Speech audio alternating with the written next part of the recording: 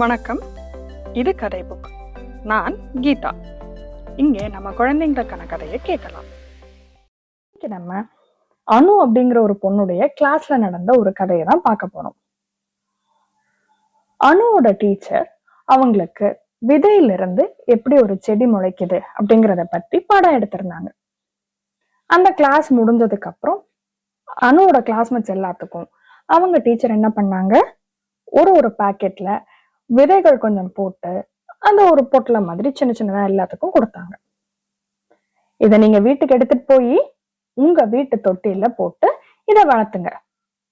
ஒரு மாசம் கழிச்சு இது எப்படி முளைச்சு வருதுங்கிறத நம்ம பார்க்கலாம் அப்படின்னு சொன்னாங்க. அனுவும் அதை அழகா வாங்கிட்டு வந்து ஒரு சின்ன தொட்டி எடுத்து மண்ணு போட்டு அதுல இந்த விதைய வச்சு தண்ணிய டெய்லியும் ஊத்தி அதை பார்த்து வளர்த்திட்டு வந்தாங்க. 3 நாள் ஆச்சு, 1 வாரம் ஆச்சு, 10 நாள் ஆச்சு. ஆனா அனுடைய தொட்டியில எதுவுமே மாற்றமே தெரியல, சேஞ்சஸே தெரியல. இருந்தாலும் அனு அதை பத்தி எல்லாம் கவலைப்படல. டெய்லியும் அதுக்கு தண்ணி ஊத்துவாங்க, கரெக்டா சூரிய வெளிச்சம் படுற மாதிரி வச்சிருந்தாங்க. ரெகுலரா அதை நல்லா பார்த்து வச்சிட்டு இருந்தாங்க. ஆனா அது முளைக்கவே இல்லை. ஒரு மாசம் முடிகிற நாள் அன்னைக்கு டீச்சர்ஸ் எல்லாரும் நாளைக்கு உங்க தொட்டியை எடுத்துட்டு வாங்க அப்படின்னு சொல்லியிருந்தாங்க.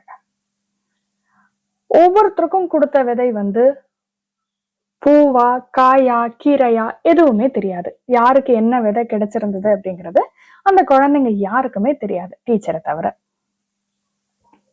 சோ அனு என்ன பண்ணாங்க, அவங்க அம்மாட்ட சொன்னாங்க, நான் டெய்லியும் தண்ணி ஊத்துனேன், நல்லாதான் பாத்துக்கிட்டானே, எதுவுமே வளரல அப்படின்னாங்க. சரி பார்க்கலாம், நீ எடுத்துட்டு போ நாளைக்கு அப்படின்னு அனுவோட அம்மா சொன்னாங்க. அடுத்த நாள் கிளாஸுக்கு போனா எல்லாரோட தொட்டிலையும் அழகா பூ இருக்கு. சில பேத்துக்கு நல்லா பச்சையா இலை வந்திருக்கு, சில பேர்த்தோடதுல பூ வந்திருக்கு. பார்க்கவே ரொம்ப அழகா இருந்தது. ஒவ்வொருத்தருடைய பக்கத்துலயும் அவங்க கையில வச்சிருந்த அந்த தொட்டியை பார்க்கும்போது ரொம்ப அழகா இருந்தது. அனுவுக்கு மட்டும் ரொம்ப வருத்தமா இருந்துச்சு. எல்லாரும் நல்லா வச்சிருக்காங்க, நம்மளது மட்டும் முளைக்கவே இல்லையே அப்படின்னு ரொம்ப சேடா இருந்தாங்க, ரொம்ப சோகமா இருந்தாங்க. ஆனாலும் ஓகே, நம்மளோடது முளைக்கல, அது அப்படியே இருக்கட்டும் அப்படின்னு விட்டுட்டாங்க. இப்ப வகுப்புக்குள்ள, அந்த கிளாஸ் ரூம்குள்ள வந்த டீச்சர் ஒவ்வொரு குழந்தையுடைய கையில இருக்கக்கூடிய தொட்டியும் பார்த்து அப்படியே எதுவுமே சொல்லல, அப்படியே பார்த்துட்டே வந்தாங்க. எல்லாம் வாவ், கலர்ஃபுல்லா இருக்கு, நல்ல ஸ்மெல் நிறைய வருது, நல்லா பார்க்க ரொம்ப நல்லா இருக்கு. ஆனா டீச்சர் எதுவுமே சொல்லல. அனுவோட பிளேஸ் கிட்ட வந்தாங்க. அனுவோட தொட்டில பார்த்தாங்க. அதை மட்டும் எடுத்து கொண்டு போய் டீச்சர் அவங்க டேபிள்ல வச்சுட்டாங்க. திருப்பி சுத்தி எல்லா குழந்தைங்களோடதையும் பார்த்துட்டு நேரா அனுவை கூப்பிட்டாங்க.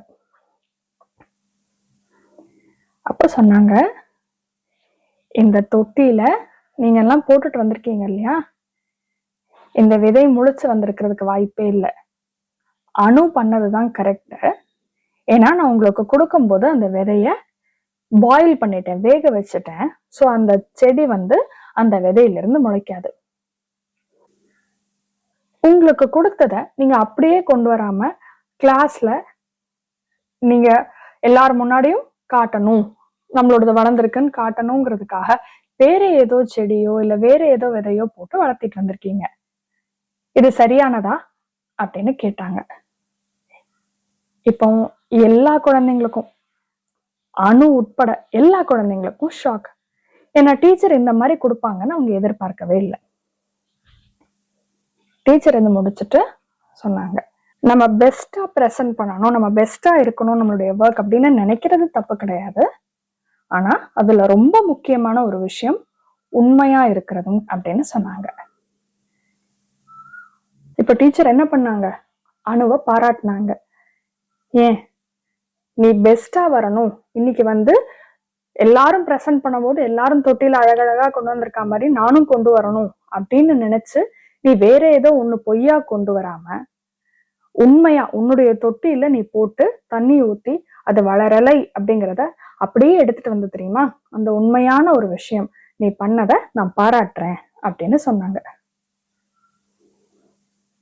இதோட சேர்த்து ஒரு திருக்குறளையும் பார்க்கலாம். உள்ளத்தால் பொய்யாது ஒழுகின் உலகத்தார் உள்ளத்துள் எல்லாம் உளன். திருக்குறள்ல என்ன சொல்றாங்கன்னு பார்க்கலாமா? மனசுக்கு ஒருத்தர் உண்மையா பொய் சொல்லாம இருந்தாங்க அப்படின்னா அது உலகத்துல இருக்கக்கூடிய தலை சிறந்தவங்க, அதாவது ரொம்ப அறிவாளிகள், மேதை அப்படின்னு நம்ம சொல்றோம் இல்லையா, wise, noble person, great minds, அவங்க எல்லாத்துடைய மனசுலயும் நமக்கு ஒரு நல்ல பேர் கிடைக்கும் அப்படின்னு சொன்னாரு. உள்ளத்தால் பொய்யாது ஒழுகின் உலகத்தார் உள்ளத்துள் எல்லாம் உளன். இது போல இன்னும் பல சுவாரஸ்யமான கதைகளோட நான் உங்களை சந்திக்கிறேன். இணைந்திருங்கள். இது கதை புக். நான் கீதா.